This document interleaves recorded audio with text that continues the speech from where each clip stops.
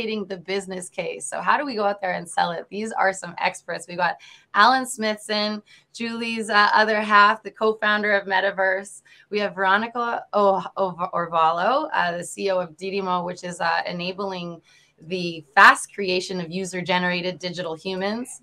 We have Terry Proto, he's the CEO and co-founder of Virtual Reality Marketing, and Jason Lavelle, he's the head of XR strategy at PricewaterhouseCoopers in the UK.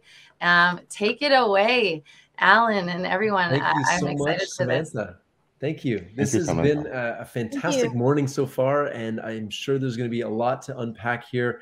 But I think what we'll do, let's try something a little different here. We'll start with you, Veronica, and we'll go around here and maybe just give us how you got into XR first place and why, why is this important to you? So we'll start with that. We'll go around and then we'll get into the business of XR and how we sell this to people. Thank you, Alan. So I'll try to be short and brief. In 2011, I was doing a research on helping kids with autism to improve their communication skills. And we developed a software to draw facial expressions on digital characters. And after a few hours, this little kid that had severe autism and his dad started using the application. And then at the end, this was back in 2010 when tablets had just came out. And at the end of the day, his dad asked if he could take the application with him. And I was pretty much shocked because the application was for his son. And I asked why. And he said that he will use it with his son to communicate on a daily basis, how he feels every time he would do something. Oh, cool. And that was the big aha moment that changed forever the way I was doing research, pretty much. So, I was doing digital humans for game and entertainment, and suddenly I saw the power of unveiling a new way how people will interact in the future. So that's how I got into car, really. Yeah. Amazing. Thank you so much. Terry, I know you've been basically promoting all things XR and marketing related for the last several years. And, you have VR marketing and there's so much to unpack here. I mean, over the years, you've seen hundreds, if not thousands of marketing activities with this, but what was your first, impetus of XR and how did you get into the industry? Adam, thank you, Alan. That's actually a long story because I was a video games 30 minutes, producer. man, so I know. I'm going to do super quick, but the story started a long time ago. Back in the 90s when I was a video games producer and I was doing CG, computer graphics, 3D. I've been doing this for 15, 20 years.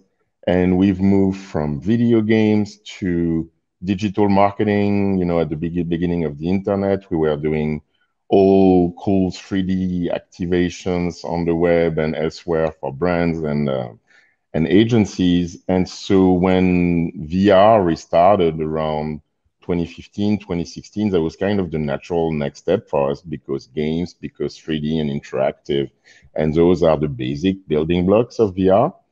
And but this time we decided to take a different take on it and become this consulting agency and advise people about, it's all about education, and it made sense for us to become a directory of all the companies and a showcase of all the case studies to make it easy for people to understand how you could use this thing in all of the myriad of use cases that are out there.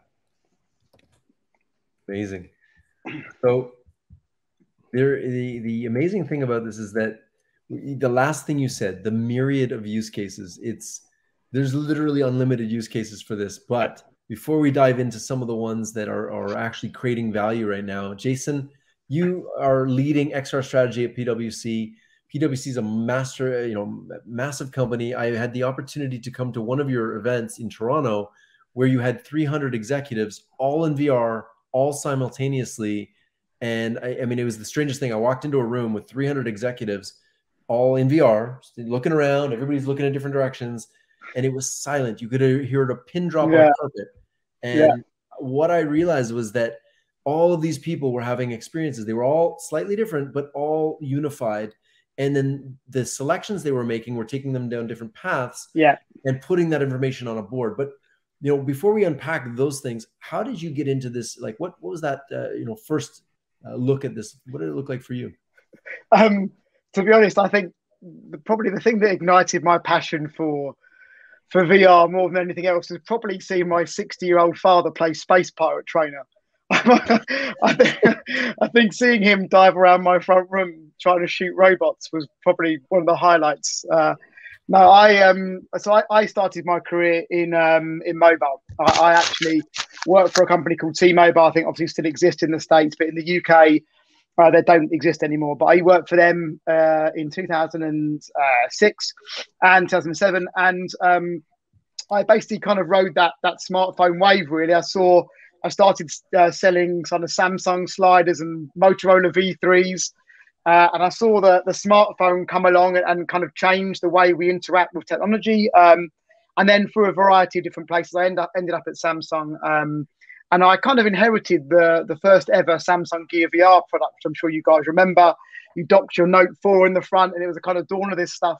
And I don't know, it's really weird. It sounds a bit cool. It sounds a bit corny, but I just I kind of saw it as more than just another tech. I saw it as a new way of relating to tech, and something in that, amongst all the mobiles and wearables and, you know, tablets and all of this stuff, there was something about VR that just grabbed me, quite honestly, and it was something about it I couldn't really shake. And then after launching that and spending a bit of time there, I then started my own sort of VR consultancy, and here I am now. So yeah, I guess the short answer really is I just fell in love with the tech, and I thought it was something unique and different, and I still believe that to this day.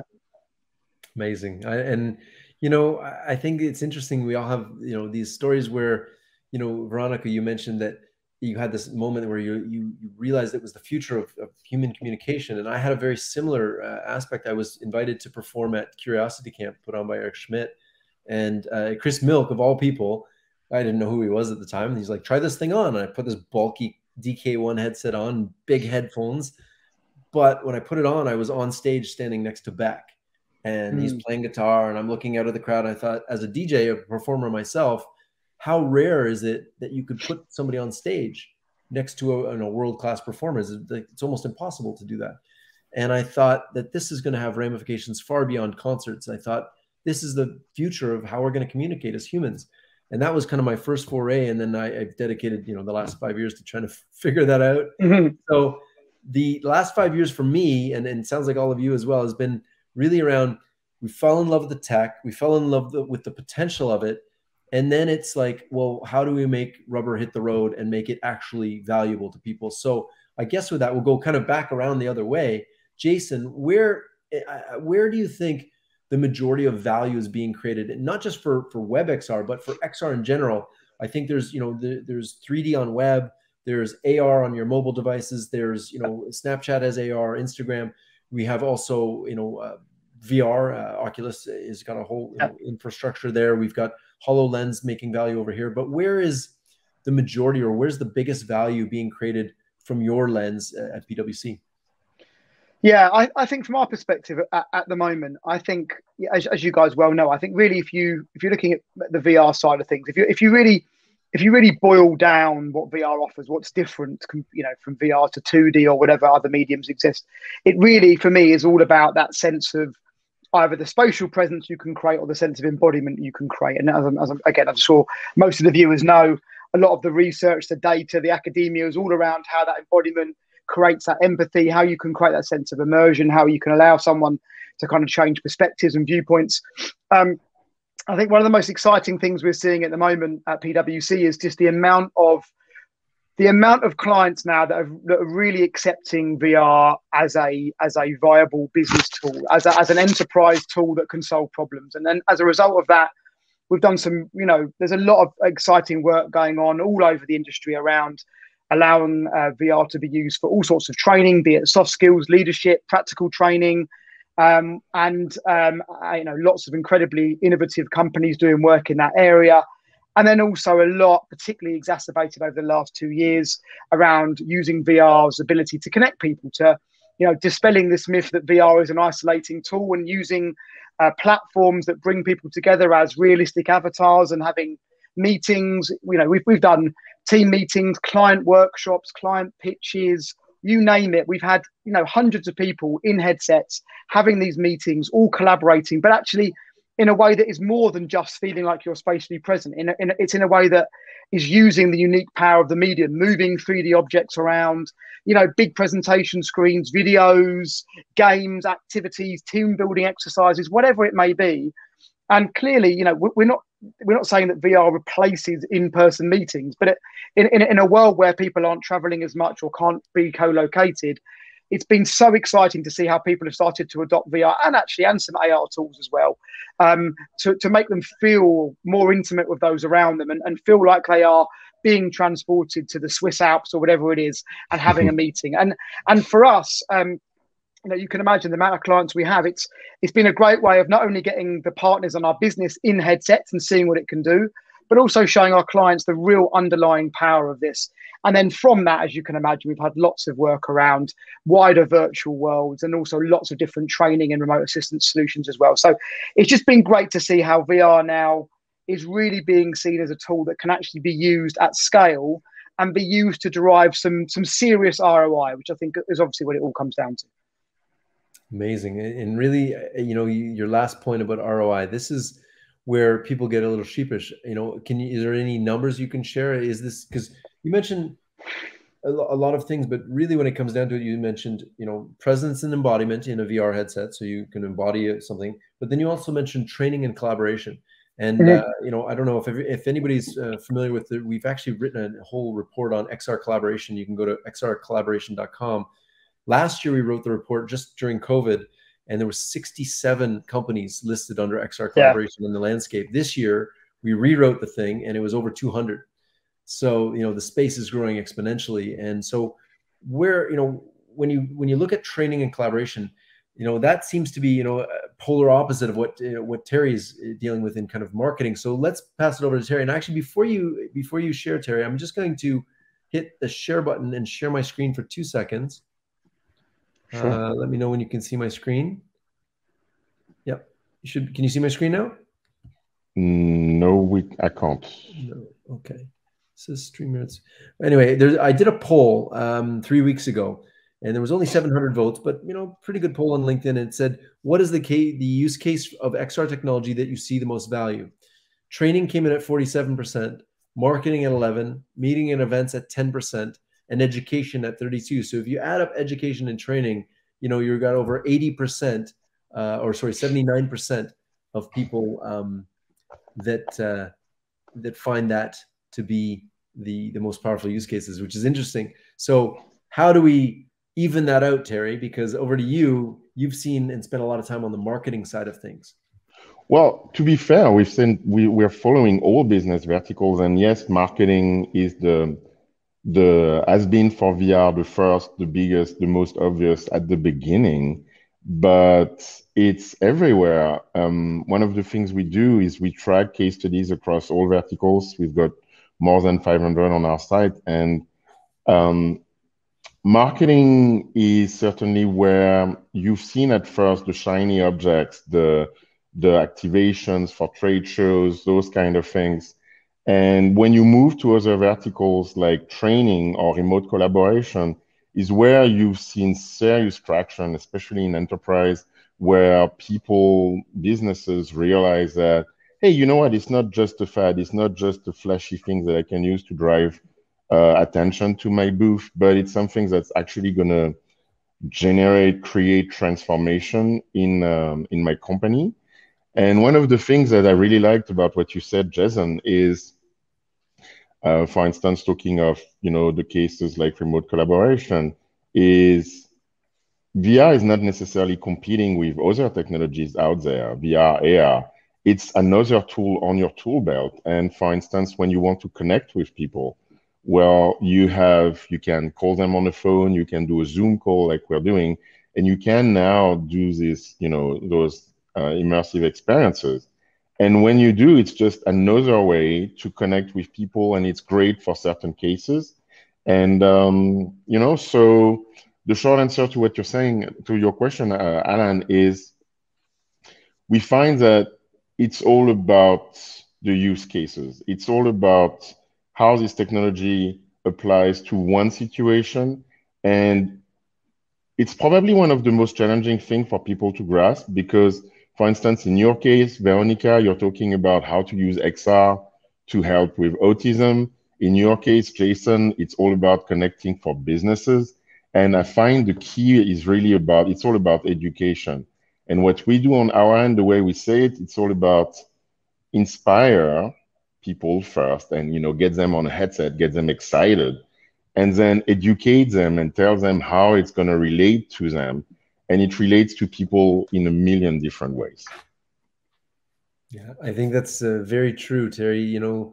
The problem that I have personally in this industry, and I we've kind of very put our blinders on and focused now, but there's so many things that can be done with it. It's like, well, what are you going to do in VR? I'm going to do everything. We actually, when we started Metaverse, we had a little moniker. We do VR thing, like everything. Oh my goodness. Don't do that.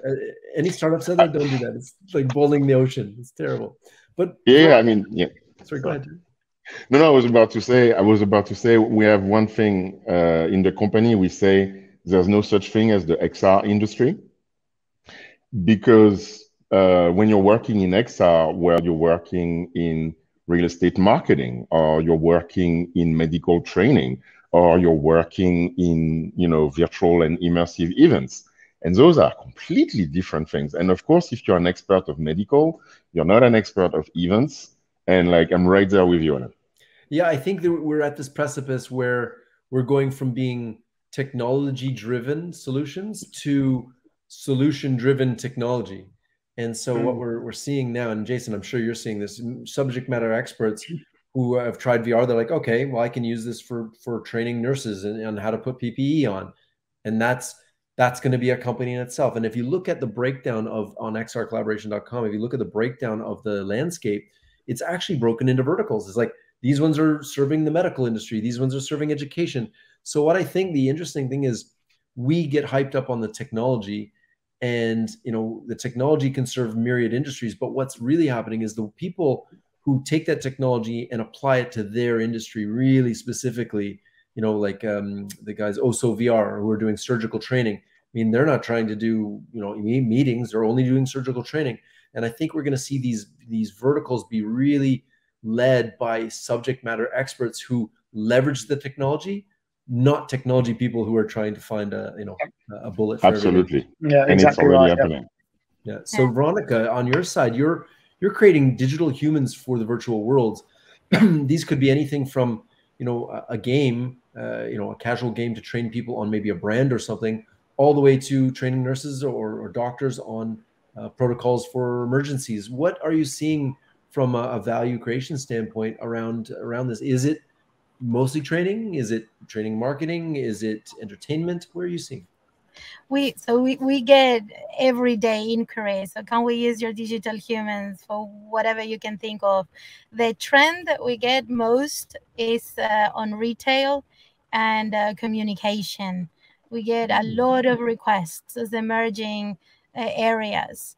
How can I use the digital human for like a customer service, like a chatbot, or then for virtual try-on experiences? That we get a lot, because we can create the digital hue, like the likeness of a person, and then we can create the body types and all that type of things. But I was really happy to hear that the poll that you did highlighted education a lot, because that's kind of like my passion, and one of the things like I hope to see digital humans in the future is actually to be able to create 3D digital humans that can speak any language, and that eventually will bring education to those that don't have access to an education system. That will be the ultimate use case where I would love to see this technology to be used. So it's really cross vertical. What we're doing is we're trying to provide this generic digital human asset. So it can be it can go how do you say in English? Interoperable. Exactly. Thank you. So it can work in any type of engine at the end of the day, and can be embedded in any application. But yeah, go education. I think that's the future, because it's interesting. that you say education, because it is, I think everybody is passionate about that, because we see the cracks in the current education systems around the world. But I think there's a path to get there, and the path to get there, in my opinion, is doing what Jason and Veronica and Terry, what we're all doing now is we're going through the enterprise route, because education doesn't really like to take risks, and this is unproven technology. I'm going to give a shout out to my good friends at WebXR, because from all of the different stuff I've seen over the years, these guys seem to be the closest to bringing what we're doing in XR over to the education side. There's some really interesting things being done there, so check out WebXR. But let's bring this back to the reason why we're all here together, and it's the WebXR Business Summit. The web for years has been kind of this underpowered technology that didn't really allow us to push the limits of 3D and to do this. But we're seeing with the advent of new technologies, similar to, I guess, Snapchat bought a company called Play Canvas. They had a web-based game engine. Things are starting to move on the web now. And ultimately, the web is the ultimate equalizer, because if you can have access to the web, doesn't matter if you have an old iPhone or if you've got a brand new M1 MacBook, the web is the web. And if we can kind of make the web better for everybody, what are your thoughts around that and how to deliver it, Jason? Maybe we'll start with you on how is the web starting to pick up the slack, because I'm assuming a lot of the stuff that you've done, up till now has not been web-based because, the fidelity just wasn't there. How do we move this over to the web to give a ubiquity and a democratization? And that would be the first step into creating this for teaching and learning as well. But how do you do that, and what are you leveraging on the web now? Yeah, no, it's really interesting. I mean, at the moment, we tend to use a lot of WebXR stuff on the AR side, mainly we do a lot of work, things like data visualization, or it can be report enhancement. It can be simple things, bringing reports to life. I think absolutely. I think it's one of the most exciting areas in XR at the moment, because clearly, as you said, Alan, if you can put this on the web, and you can bypass having to have native apps, you can have some of these applications streaming on various types of headsets across web browsers, then it'd be tremendous. It'd be great for accessibility. It'd be, potentially quite a powerful tool for developers. I think it's something we would absolutely embrace. And again, we never tie ourselves to one platform or headset or OS or whatever. We try to utilize the best hardware, the best solutions for the particular client. So in that instance, we will always look to use technology that allows us to have that ubiquity and allows us to scale our solutions as wide as we can. It's interesting. You mentioned reports and AR enabled reports, and actually PwC released a report called "Seeing is Believing."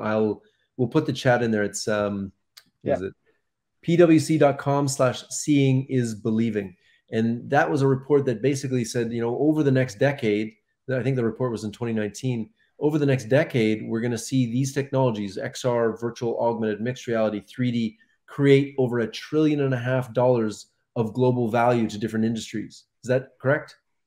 Correct. So, we're going to see this massive thing. But the cool thing about that report is it's AR enabled from the web. There's a couple QR codes, you point it, and it comes to life in 3D. So check that out. PwC Seeing is Believing report. It's I've been using it as a way to demonstrate the enormous value creation that's happening right now. And if you look at the industry where we are right now, the whole VR, AR, XR industry will be about 30 billion this year, 31 billion, somewhere around there. And they're projecting that this will grow to 350 billion by 2024. So in the next 4.5 years, we're going to see a 10x growth in this entire industry. So we're in for a crazy ride. So all I can say is buckle up. But Terry, what are you seeing in you see a lot of different marketing things, and you mentioned the quick hits in marketing. So the things that are happening, like WebXR, we've got Eighth Wall on the web as well. So the web is this nice way of delivering things without apps. What are you seeing in the marketing realm? Well, you see a lot right now. It's a lot about AR, web AR, those kind of activations. I think one of the beauty of the web is to allow people to experience XR technology without dedicated hardware. It's been a big hurdle in the past. People, each time you talk to someone in the industry, they tell you, hey, you want to get people in a headset first. And all of our story starts with a headset. And for instance, last year with COVID, everyone is home, and there was a shortage of the Oculuses, and right when people wanted a headset, you couldn't even order them if you wanted to. So what do? No headsets. And I find the beauty of WebXR, I find the beauty of AR in particular, is that everyone has a phone, an iPhone, an Android phone. And you were talking about equalizer, having the opportunity to have experiences, all of those experiences I'm talking about. And it's become more than marketing. It's become, we were talking about shiny objects. But for instance, if you look at retail and e-commerce, those things have moved from a place of shiny objects to AR try-ons. Now, all brands, all shoe brands, all luxury brands always try to differentiate and come up with, now you can try your sneakers, and now you can try your watches, and now you can try everything you want in AR. Now, you can't go to a website, you can't purchase furniture anywhere without having the app where you're going to be able to see the furniture. Furniture is the big one because, of course, if you buy the wrong size or the wrong color of furniture, it's very challenging to give it back and everything. So those use cases have become commonplace, and bringing people into the technology without dedicated hardware, and I find it's extremely important.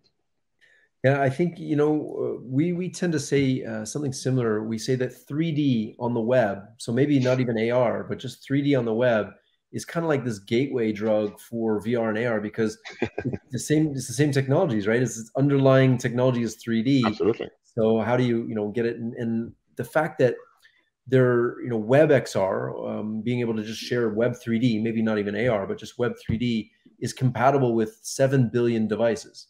Absolutely. This is a great way to just get it embedded, get it in people's hands, get them thinking in terms of, oh, this is not just a video, but I can turn it around, I can see the back, I can open it up, I can look inside.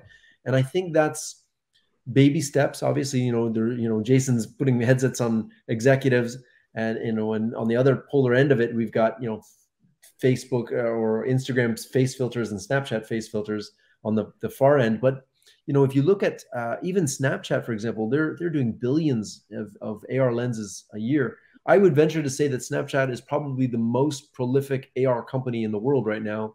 And their new glasses, I keep seeing highlights of them, and they went the opposite of like full HoloLens where I need spatial computing to just a light pair of glasses that I can see some holograms. That's super cool, right? Mm-hmm. So exactly. I think there's everything in between. So Veronica, what are we doing to bring avatars into the mix here? I know we're in the era of NFTs. Things are blowing up with NFTs. People are selling art. And also you've got virtual worlds. People are spending way more time in things like Roblox. Fortnite is massive right now, and all of them are driven by avatars. So where do you see kind of avatars making their ways around the web in WebXR? So I'm just going to say my long-term vision of why do I think, digital humans are so important, or avatars. I think they're going to be, and I strongly believe this, the next way on how people will interact, right? So if we think about it, long ago, some time ago, people will draw on the cave, on the walls, and that's how they used to interact, right? And they will leave messages. And then we moved on, and we had the phone and the internet and the mobile phones and the tablet. And now we have these immersive worlds. And the question is, which will be the interface, right? And I think it's going to be an avatar. An avatar will be the owner of that center of action. And through that digital human, that it can be me in many different ways. It can be like a cartoon, or, any Jedi, or my own self. And that will be the new interface. I that's love how that, Veronica. I think that's avatars so cool. will be so important. Yeah. We've already seen. And then we need to you need to build the technology around it, right? You need to build the mechanism then to interact. Well, I mean, I can say it's going to be the interaction model, but then how does that interaction model would look like, right? In terms of usability. But anyway, we can deep dive more technically, which probably is for a different We'll panel. keep it high level on this one, but you know, I think the interesting thing is that, and I think you're very right. Avatars will be, and I think a lot of the stuff that we're doing now for our clients, there's no avatars. It's just, you know, we've taken their CAD models of their medical device and we put it in, and we've shown you how to unscrew it and replace the nuts and bolts. Very, very mechanical, you know, almost boring things, but very useful, you know, high value. But I think the next phase of that is having a little avatar talk to you and walk you through the process, because, you know, it's one thing to see the process in step-by-step instructions, another to have somebody teach it to you.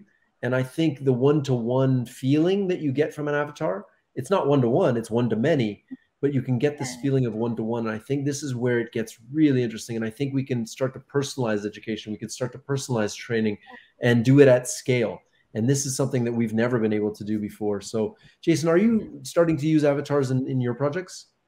You know, absolutely. Yeah. I mean, I completely agree with you. I think we've done scenarios before, much like you've described, where you are taking people through a training scenario, and it kind of humanizes it. You have someone there, they're guiding you. And again, this is why obviously we love VR so much, is that you know, even though you know it's an avatar, you kind of get this sense of intimacy, and you kind of feel like they're guiding you through it, and they're giving you relevant information, and they're always there to check in with. And you see this a lot, actually. I know it's slightly more obvious, but on the kind of leadership skills programs, you know, companies like Tailspin and Body Swaps, etc. You know, the level of realism now that's being attained by these virtual humans, and you're allowing someone to have a connection and a conversation with that person and practice your emotional intelligence or whatever it may be. But even that, you know, if you build that in the right way, you kind of feel like you are there with that person. And then obviously that's what unlocks all of the benefits around engaging and developing those skills. So yeah, I completely agree. And I think also on the, you know, even we're talking about, you know, you look at brands all over the world, sporting organizations, they're all looking at, and tourism and travel, all looking at in this, you know, massively exciting AR world that we're all excited about, both on mobile, on these next generation of smart glasses. You know, why can't you have an avatar of a famous person or whatever guiding you around a landmark or whatever it may be, right? So I think the whole world of that there's obviously a lot more to come, but it's very, very exciting. And I guess thank you to you guys. I guess since Julie and Samantha are back, our time must be up. That was super quick. I want to say thank you to you guys, Jason, Veronica, Terry. Thank you so much for spending time with us today and sharing your insights and wisdom. If you guys want to follow everybody here, you can do that on LinkedIn. And I'm sure everybody here is active on LinkedIn. And yeah, if you want to learn more about PwC's Seeing is Believing, you've got to read that article or that study. I think it's very important. And Terry is vrmarketing.com. Veronica, I believe, is didimo.com. Is it? Didimo.co, yeah. Didimo.co. And of course, we're Metaverse, METAVRSE.com. Thank you guys so much. And thank you, Julie and Samantha, for hosting today. Thanks, Alan. That's what nice. a fantastic panel. Thanks, I know guys. Thanks, Alan. on longer with that. I think with all of them, but this was really great. I know we're competing now for the Apple event, so you guys kept it spicy, and I appreciate that. That's what we need.